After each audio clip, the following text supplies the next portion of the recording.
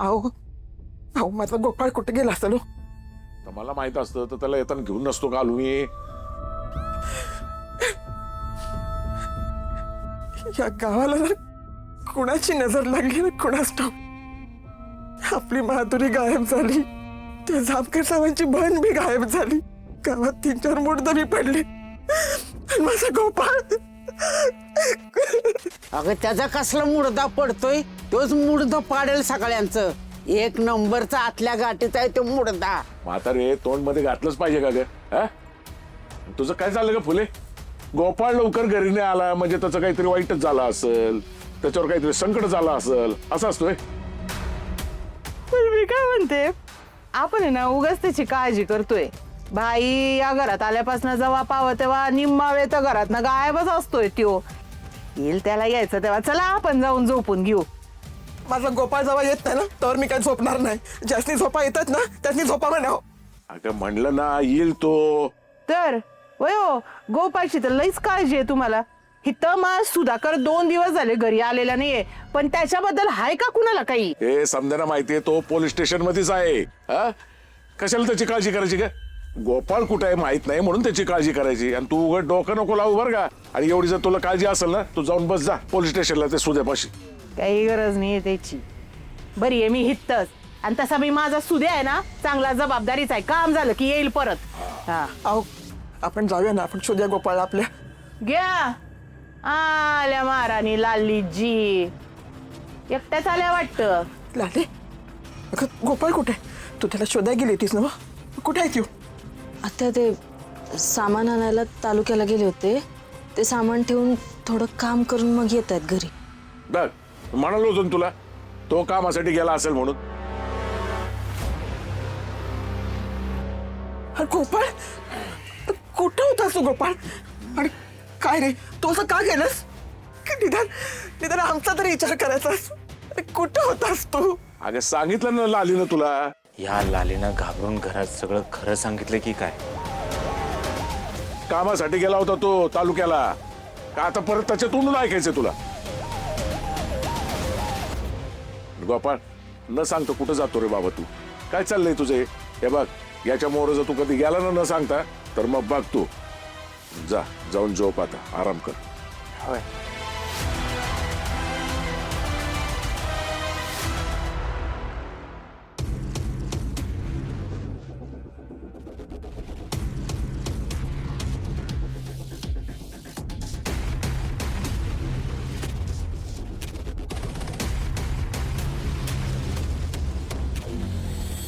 हो माझ्या डोळ्यासमोर आर्याताईंचा चेहराच जाईना झालाय. माझा विश्वासच बसत नाहीये. आर्याताईंचा खून झालाय याच्यावर. अहो लालीची हळू बोला जरा. झालं ना ते सगळं, सोडा ना विषय आता. हो असं कसं बोलताय?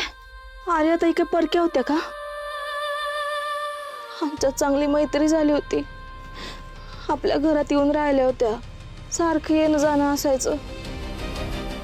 तुमची पण चांगली ओळख होती ना. कालपर्यंत हसत खेळत असणाऱ्या माणसाचा असा खून होतो.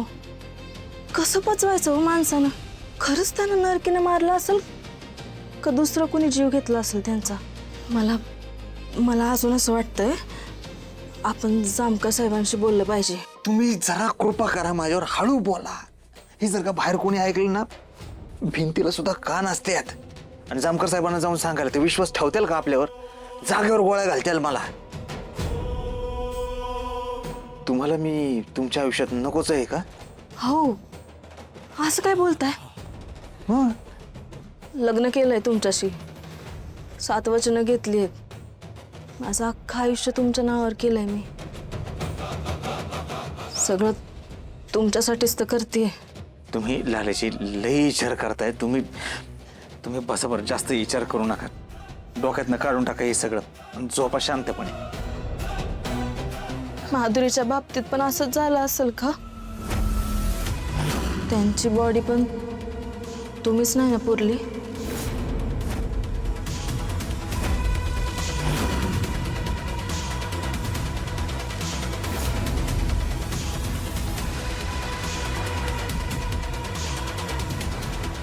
लालीजी तुम्हाला कोण म्हणलं माथुरीचा खून झालाय.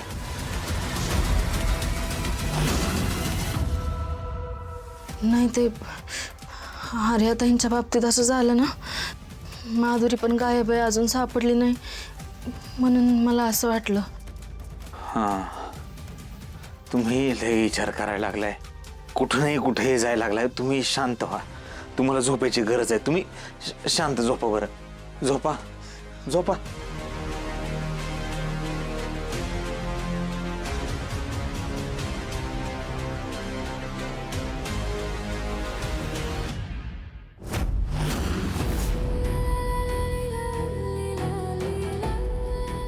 किती बोळा आहे माझा नवरा. त्याला असं वाटतंय मी खरंच घाबरले. आता माझा नवरा मला सोडून कुठंच जाऊ शकत नाही.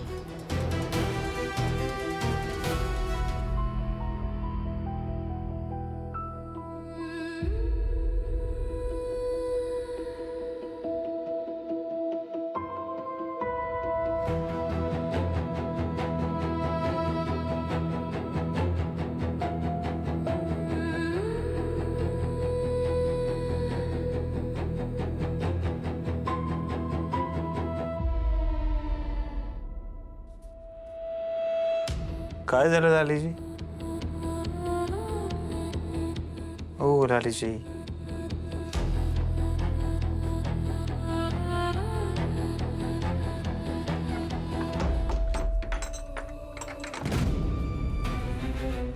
काय झालं घाबरायला? हा, काल रात्री जे काही घडले त्याच्यामुळे भीती वाटते का तुम्हाला?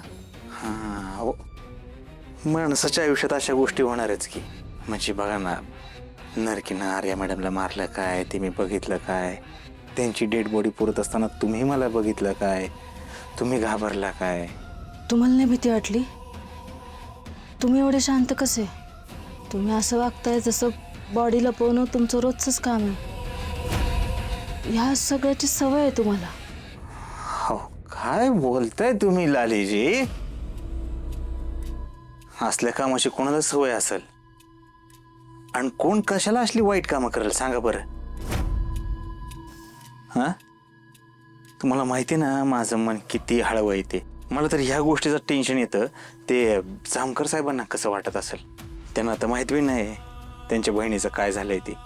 मला असं वाटतं की माझ्यासारखं हळवं मन देवानं कोणालाच देऊ नये. एवढं तुमचं मन हळवं आहे, मग तरी तुम्हाला भीती कशी नाही वाटली?